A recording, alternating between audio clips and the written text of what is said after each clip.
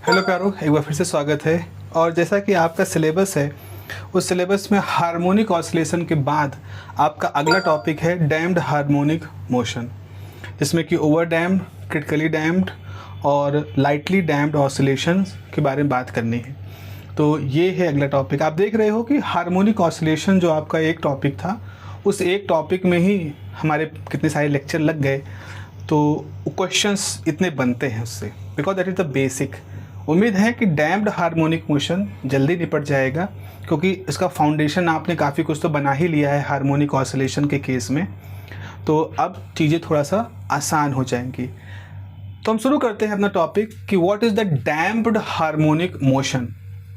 देखो, डैम्पिंग का मतलब क्या होता है? डैम्पिंग का एक मतलब होता है मंदन, damped harmonic oscillations, damped harmonic oscillations. तो डैम्प का मतलब होता है जो से कोई चीज़ स्लो डाउन हो जाए। डैम्प्ड हिंदी में शायद अवमंदन इसको कहते हैं। मंद हो जाना, कम हो जाना, स्लो हो जाना, कमज़ोर हो जाना, ये सारे इसके पर्यायवाची हैं। तो हार्मोनिक ऑसिलेशन में डैम्पिंग कहाँ से आ गई? अच्छा, ये वर्ड को जोड़ दिया। हार्मोनिक ऑसिलेशन तो हमने पढ़ा है। तो जरा सोचो, हार्मोनिक ऑसिलेशन से आपके बारे में आपको क्या मालूम चला कि हार्मोनिक ऑसिलेशंस में ऐसा होता है, जैसे कि हम लोगों ने बात की है कि आपके पास ये एक पेंडुलम है, ये ऑब्जेक्ट है, इसका मेन पोजीशन है, ये आपकी स्प्रिंग है, ये खींच करके यहाँ तक जा सकता है प्लस ए ऑसिलेशन, कंप्रेस होकर के बॉडी यहाँ तक आ सकती है माइनस ए ऑसिलेशन। अगर आपने फ्रिक्शन नहीं माना है, फ्रिक्शन नहीं है, किसी तरह कोई फ्रिक्शन नहीं, फ्रिक्शन करता क्या है? फ्रिक्शन मतलब जैसे हवा की रगड़। तो हवा की रगड़ लगने से क्या होगा? मॉलिक्यूल चल रहा है, हवा के मॉलिक्यूल से टकराएगा। रगड़ का ही मतलब तो हुआ, हवा के मॉलिक्यूल से टकराएगा। हवा के मॉलिक्यूल से टकराएगा तो अपनी एनर्जी हवा के मॉलिक्यूल को दे देगा, एक तरह से वर्क करेगा हवा के मॉलिक्यूल पर। हवा के मॉलिक्यूल उस एनर्जी को लेके बाहर भाग जाएंगे, फिर वापस लौट के आएंगे नहीं देने एनर्जी। ऐसा नहीं है कि हम मान लो कि एक ये पेंडुलम है, ऐसे जा रहा है, तो यहाँ के हवा के मॉलिक्यूल को हिलाया तो ये हवा के मॉलिक्यूल जितनी एनर्जी इससे लिए घूम करके फिर उसको उतनी एनर्जी दे देंगे। ऐसा तो नहीं करने वाले। तो इसका मतलब है इन्होंने जो एनर्जी इस हवा के मॉलिक्यूल को दी वो तो लेकर के उड़ गए, डिसिपेट हो गई, वो एनर्जी इससे गायब हो गई। जब एनर्जी गायब हो गई तो जब वापस से पेंडुलम लौटेगा तो अब तो एनर्जी तो उसने हवा को दे दी थी, लौटते समय फिर हवा के मॉलिक्यूल को एनर्जी दे रहा है। तो इस तरह से जब बार बार वो चक्कर लगा रहा है तो हर बार हवा के मॉलिक्यूल को एनर्जी दे दे के अपनी एनर्जी खत्म करता जा रहा है। इस वजह से उसका एम्पलीट्यूड जो होगा वो कम हो जाएगा। अब चूंकि अगर हवा मानोगे तो हो सकता है 10वें चक्कर में वो केवल यहीं तक पहुंचे, हो सकता है 20वें चक्कर में वो यहाँ तक पहुंचे, हो सकता है 50वें चक्कर में खाली बस ऐसे हल्का हल्का हल्का हल्का ऐसे हिल के रुक जाए। तो इस तरह से ये असल में तो यही होता है। असल में ऐसा कहाँ होता है सिस्टम में कि फ्रिक्शन ही जीरो है? मिनिमम हो सकता है, कम से कम हो सकता है तमाम तरीकों से, बट जीरो हो जाना इज़ आइडियल कंडीशन। लेकिन फिर भी हमने उसको आइडियल कंडीशन को माना जीरो, क्योंकि हमें मैथमेटिक्स डेवलप करनी थी। तो पिछले केस में हम लोगों ने देखा कि मान लो कि कोई भी फ्रिक्शनल फोर्स है ही नहीं, आपने इतनी मैथमेटिक्स डेवलप की देखी, मतलब सबसे सिंपलेस्ट केस था वो कि है ही नहीं कोई ऑसिलेशन में कोई डैम्पिंग। लेकिन अब हम क्या करेंगे, हमें पुरानी मैथमेटिक्स तो मालूम है, उसमें अब हम एक टर्म और जोड़ देंगे जो फ्रिक्शन वाला है, फिर पूरी मैथमेटिक्स सॉल्व करेंगे। और मैथमेटिक्स इतनी बढ़िया चीज़ है कि वो आपको बताएगी भैया तुमने ये जोड़ा है, इसका प्रभाव देखो रिजल्ट पे कैसे पड़ेगा। तो जहाँ सिंपल केस में x की वैल्यू क्या आई थी, x बराबर some a sine omega t plus phi, कितना सिंपल सुंदर सा एक रिलेशन आ गया था। अभी देखना जब आप फ्रिक्शन ऐड कर दोगे तो इसकी सुंदरता एक अलग लेवल पहुंच जाएगी और महा सुंदर बन जाएगा इसका फॉर्मूला। तो जब डैम्पिंग नहीं थी तो हमने कहा एक बार हमारा पेंडुलम प्लस ए गया, एक बार माइनस ए, एक बार प्लस ए, एक बार माइनस ए, एक बार प्लस ए, एक बार माइनस ए। हर बार वो प्लस ए तक क्यों पहुंच जा रहा है? क्योंकि एनर्जी तो कहीं ख़त्म ही नहीं हो रही, उसकी एनर्जी तो उसके पास बकाया है, पूरी पुरजोर मौजूद है, क्योंकि आपने फ्रिक्शन तो कंसिडर किया नहीं। तो कौन लॉस करता? वो तो लॉस करने वाला कोई फैक्टर है नहीं। लेकिन अब जबकि फ्रिक्शन आ चुका है तो हर चक्कर में वो ऑसिलेटर की एनर्जी को थोड़ा थोड़ा एब्जॉर्ब कर रहा है। तो क्या हुआ, पहली बार तो ये गया ए, फिर जब रास्ते में रगड़ लगी तो रगड़ लगने से अब वो -a नहीं गया, उससे पहले ही लौट गया। फिर रगड़ लगी तो अब की बार वो +a नहीं गया और भी थोड़ा पहले से लौट गया। फिर रगड़ के लगा से अब और पहले लौट गया, फिर और पहले लौट गया। तो हर बार क्या हो रहा है, उसकी एनर्जी कम होती जा रही है और एक समय इसकी एनर्जी 0 हो जाएगी। आप देख रहे हो ना, आप देखो एम्पलीट्यूड जो है वो लगातार इस तरह से कम होता जा रहा है और अल्टीमेटली वो 0 ही हो जाना है। ये बिल्कुल वैसा है। अब यहाँ पे तो मुझे रखना चाहिए था, मैंने सोचा था पिछली बार एक कोई पेंडुलम वगैरह लेंगे। जैसे सपोज ये है, जैसे सपोज ये एक पेंडुलम है, तो ऐसे पेंडुलम हिल रहा है, धीरे धीरे ऐसे हिलता ऐसे करते हुए और फिर आकर के ऐसे रुक गया। सो पहले एनर्जी थी, लेकिन हवा के रगड़ से धीरे धीरे इसकी एनर्जी खत्म होती गई और एनर्जी खत्म होते होते एक समय ये डाई आउट हो गया, सारी एनर्जी लॉस कर दिया इसने, आके स्थिर अवस्था में खड़ा हो गया। तो इस तरह से क्या होता है, ये है हमारे डैम्प्ड ऑसिलेशन। ये जो जिसमें एम्पलीट्यूड लगातार कम होता जा रहा और अल्टीमेटली वो ऑसिलेटर की एक इक्विलिब्रियम पोजीशन यानी कि उसी मीन पोजीशन पे फिर से आकर के उसको रोक देता है। तो सोचो, यही तो वास्तविकता तो ऐसी ही होती है ना। अगर तुम अगर से कमरा है, इस कमरे में मैं एक धागा लटका दूँ, उसमें एक पत्थर लटका दूँ और उसको ऐसे लटका के छोड़ दें हम, फिर सब लाइट वाइट बंद करके, सब पंखा उनका कुछ नहीं चल रहा है तो वैसे भी इस रूम में नहीं है, और दरवाज़ा खिड़की सब बंद कर दें कि बाहर से हवा ना आए। अब ये पत्थर झूल रहा है, इस समय रात के करीब 11-12 बज रहे हैं। अब कल हम रात को 11-12 बजे फिर से आएँ तो क्या ये पत्थर उसी स्पीड से गति करता हुआ हमको मिलेगा? आपका कॉमन सेंस क्या कहता है? मेरे ख्याल से बहुत लोगों का जवाब यही होगा कि नहीं, क्योंकि इस कमरे में हवा तो है ना, वैक्यूम तो है नहीं। तो जो पत्थर बार बार लगड़ रहा, तो अगले 24 घंटे में हो सकता है इसने यहाँ से यहाँ तक करने में 10,000 बार उसने अपनी गति को ऐसे किया है।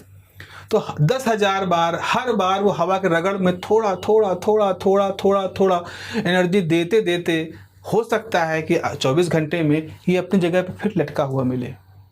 तो जो मैंने एनर्जी दी वो कहाँ गई? वो इस पत्थर के अंदर मैंने दी तो थी वर्क डन करके, लेकिन वो इस पत्थर ने अगल बगल की जो हवा है उसको ट्रांसफ़र कर दिया। इसको कहते हैं डिसिपेशन, क्षय हो जाना, लॉस कर देना। ठीक है, ये है। तो ये है हमारा डैम्प्ड हार्मोनिक ऑसिलेशन का बेसिक आइडिया। ये मेरा इंट्रोडक्शन था आपको कि एक सेट कर लेना, एक अपने दिमाग को ओरिएंट कर ले कि भैया पढ़ने क्या जा रहे हैं, क्या है जो समझना है आज की डेट में। ठीक है, मोटी मोटी बात समझ में आ गई, कहानी हमको समझ में आ गई। जैसे एक फिल्म निर्माता है, उसको कहानी समझ में आ गई कि भाई ये कहानी है, ये हीरो है, ये हीरोइन है, ये विलेन है, ऐसे ऐसे करके आखिर में हैप्पी एंडिंग करनी है, इतनी कहानी। फिर उसमें गाने, डायलॉग, सीन, लोकेशन, मेलो ड्रामा, रोना पीटना, किचवा बदक, वो सब मचा दिया जाएगा, 3 घंटे का बना दिया जाएगा। तो वैसा ही मोटा मोटा लबो लुआब समझ में आ गया ना कि एनर्जी सोखी जा रही है, एनर्जी सिस्टम एब्जॉर्ब करता हुआ चला जा रहा है। अब जब ये पता चल गया, फिर गणित वणित लगा लगू करके अपनी एक थ्योरी तो सजा ले जाएंगे। इतनी काबिलियत तो गणित ने हमको दे ही रखी है। तो पहले एक परिभाषा के फॉर्म में लिख देते हैं। जैसे एक क्वेश्चन लिखे, देखो मैं एक चीज़ और, बच्चे मुझसे PDF मांग रहे थे। बच्चा, मैं थोड़ा सा पुराने ज़माने का व्यक्ति हूँ, PDF कल्चर मुझे बहुत पसंद नहीं है। पसंद नहीं इन सेंस, इसके पीछे कारण नहीं कि मैं आलसी हूँ, ऐसा नहीं है। कारण मुझे ये है कि जो आप पढ़ रहे हो ना, तो थोड़ा सा मेहनत के साथ पढ़ो, बनाओ नोट्स। आप पुराने वीडियो भी जाके देखो तो मैंने चौक से लिखा है, पूरा डेरिवेशन लिखा है। आप उसको लिखो तो अपनी भाषा में लिखो, थोड़ा भाषा उसमें लिखने की कोशिश करो, उसको लिखो उसके अंदर। और जो मैं लिखवा रहा हूँ, जो परिभाषा बोल रहा हूँ, उनको लिखो उसके अंदर। अपने नोट्स खुद बनाओ ना। किताब मैं आपको बता ही चुका हूँ, लाइब्रेरी में जाके आप देख लो। नहीं होगा तो धीरे धीरे अभी थोड़ा सा और हमारी आपकी थोड़ा सा और जान पहचान इस वीडियो के थ्रू बढ़ जाएगी। तो आने वाले समय में कोशिश करेंगे कि आपको कुछ PDF वगैरह भी प्रोवाइड करा दें, तो उनके थ्रू आप देख लो, कॉलेज जाके लिख लो। नहीं स्कूल गए हो, नहीं कॉलेज जा रहे हो, तो जितना मैं बोल रहा हूँ उसी को ही तुम अपनी भाषा में लिख लो। ठीक है, आप इस वीडियो का इंग्लिश सब्सक्रिप्शन ऑन कर लो, देखो इंग्लिश में क्या बोला जा रहा है उसको देख लो। हिंदी सब वो क्या कहते हैं, सब्सक्रिप्ट, हाँ, जो जो आप पीछे सबटाइटल वगैरह देख लो, तो देख लो, तरीका है अपने अपने। चलिए हम बात करते हैं डैम्प्ड हार्मोनिक ऑसिलेशन की। Damped harmonic oscillations. सो प्रश्न हमसे यहाँ पर ऐसा कुछ पूछा जा सकता है कि what is damped harmonic motion? अवमंदित दोलन गति क्या होती है? हिंदी में इसको ऐसे कहते हैं, अवमंदित दोलन गति। दोलन मतलब दोलन करना, और अवमंदित मतलब मंद होता हुआ समय के साथ, एकदम से गप से रुक नहीं गई, धीरे धीरे धीरे धीरे गई है। तो उस अवमंदित दोलन गति क्या होती है? तो मैं लिख रहा हूँ, इसको भी आपने लिखें अपनी कॉपी में। लिखेंगे whenever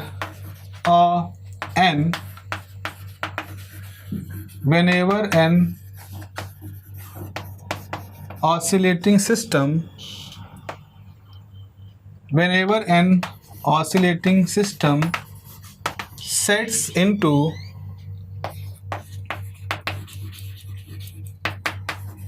oscillations under no external influence, its amplitude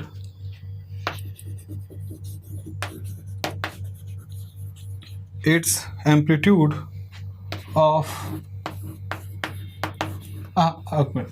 whenever an oscillating system sets into oscillation under some external influence, its amplitude of oscillations decreases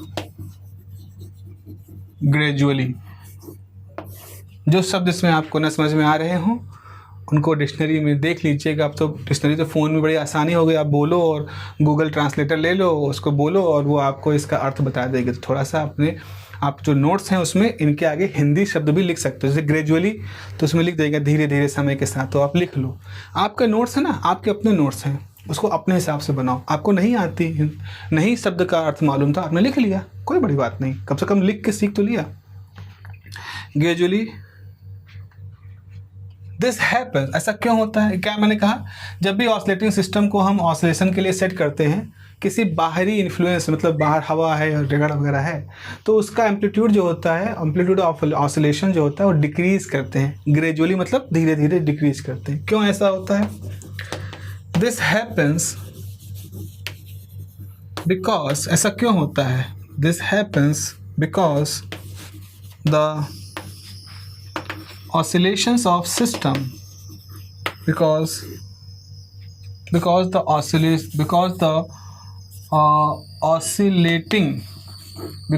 oscillating system is subjected to, ऐसा इसलिए होता है क्योंकि वो ऑसिलेटिंग सिस्टम को एक सहना पड़ता है, is subjected to some friction due to air resistance, हवा के प्रतिरोध की वजह से, due to air resistance और due to geometry of system itself। तो ये ऐसा इसलिए होता है, क्यों लगातार उसका एम्पलीट्यूड कम होता रहता है? क्योंकि ये ऐसा इसलिए होता है because oscillating system is subjected to some friction, frictional force भी कह सकते हो, सम फ्रिक्शन कहाँ से होता है? मैं फिर से बात करता हूँ। देखें, जैसे अगर मैं बात करूँ, जैसे ये आपका वो है ऑसिलेटिंग सिस्टम है, ठीक है, ये आपका ऑसिलेटिंग सिस्टम है। अब इसको मैंने यहाँ पकड़ा, अब इसको छोड़ दिया, अभी ऑसिलेट कर रहा है। तो यहाँ पर एक तो क्या है, ऑसिलेट जब कर रहा है ये, तो जो हवा है ना अगल बगल की, इस हवा की रगड़ इस पे लग रही है, और साथ ही साथ जहाँ मैंने पकड़ रखा है इस जगह पे देखो तो यहाँ मेरी उंगली और इसके जो कागज है इसके बीच में फ्रिक्शन चल रहा है। जब ऐसे चल रहा है ना तो फ्रिक्शन यहाँ पर भी, उंगली से हमने होल्ड कर रखा ताकि ये होल्ड रहे। तो एक तो ये है कि subjected to some friction due to the air resistance की वजह से तो है ये फ्रिक्शन, और या एंड भी हो सकता है, and due to the geometry of the system itself. System की ज्योमेट्री ऐसी है, जिस हुक से बंधा है, जिस कील से बंधा है, उसी से ही ऑसिलेशंस वहाँ पर आपके फ्रिक्शन कर रहे हैं। और फ्रिक्शन मतलब है एनर्जी उसमें से बाहर जा रही है। अब यहाँ पे लिखेंगे जब फ्रिक्शन है तो हम उसके खिलाफ तो हमारी वर्क डन होगा ही, तभी तो उंगली हवा के रगड़ के बावजूद भी पेंडुलम मूव कर रहा है, तो इसका मतलब वर्क डन कर रहा है। तो मैं यहाँ पे आगे लिख रहा हूँ द वर्क डन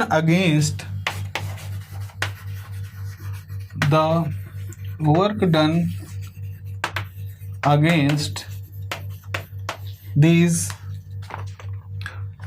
forces, ये जो फोर्स है एयर रेजिस्टेंस या geometry of the work done against these forces is dissipated मतलब क्षय होना, लॉस करना, इज डिसिपेटेड into the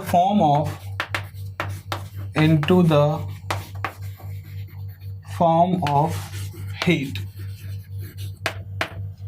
ठीक है, जहाँ से वो लटका हुआ है तो पेंडुलम से वहाँ पर हीट एक तरह से जनरेट हो जाती है। तो हम लिख सकते हैं the mechanical energy of system decreases and the oscillating body comes to rest, रुक जाती है, उसके ऑसिलेशंस डाई आउट हो जाते हैं। such oscillations are called damped oscillations। ऐसे ऑसिलेशंस को ही हम डैम्प्ड ऑसिलेशन कहते हैं। जल्दी से एग्जाम्पल बना दें, डायग्राम बना देते हैं। देखो गर्मी थोड़ा ज़्यादा हो रही है, भले रात का समय हो गया है, तो इसको मैं दो पार्ट में बनाऊंगा। ठीक है, एक पार्ट अभी बना लेते हैं, एक पार्ट हम सुबह उठ करके बनाएंगे। तो एक सिस्टम हम ऐसा ले रहे हैं जिसमें फ्रिक्शन नहीं है, फ्रिक्शन लेस मतलब SHM with no damping, simple harmonic motion बिना डैम्पिंग के। तो आप ऐसे दो बना दें ऐसे करके, और ये आपका पेंडुलम है, ऑसिलेशंस है। ठीक है, विदाउट फ्रिक्शन। ये आपका समय है, टाइम, और ये वाला जो हिस्सा है वो डिस्प्लेसमेंट है, पूरा डिस्प्लेसमेंट है। दूसरे वाले के लिए क्या करेंगे, ये क्या है, विद फ्रिक्शन, कोई फ्रिक्शन है, यानी कि आप बात कर रहे हो डैम्प्ड ऑसिलेशंस की। तो यहाँ भी आप एक रेफरेंस बना लो, ऐसे शुरुआत में ऐसे थे ना, फिर दिखाओ ऐसे, ये ऐसे, ये देखो एक डाई आउट हो रहा है इस तरह से। ओह सॉरी, गड़बड़ हो गई, ये नहीं होगा ऐसा। हाँ ये ठीक है, ये ऐसे। दिस इज हाउ एक बना सकते हो। यहाँ पर डैश लाइन दिखा दो कि हाँ देखो ऑसिलेशन किस तरह से डाई आउट हो रहे हैं। सो इस प्रकार से बच्चों हम लोग इस बात को तो लिख सकते हैं कि what are the damped oscillation, damped motion क्या होते हैं, जैसा कि आपके सिलेबस में भी है। तो ये हिस्सा है। अब इसके एनालिटिकल थ्योरी की बात होती है। जैसा मैंने कहा थोड़ा सा गर्माहट ज़्यादा हो गई है कमरे में, रात भी हो गई है, तो सुबह उठ करके मतलब अगले पार्ट में हम इसको डिस्कस करेंगे कि what is the analytical theory of the damped oscillation. That is a very beautiful theory. तो आपको निश्चित रूप से पढ़ करके बड़ा आनंद आएगा। चलिए मिलते हैं अगली क्लास में।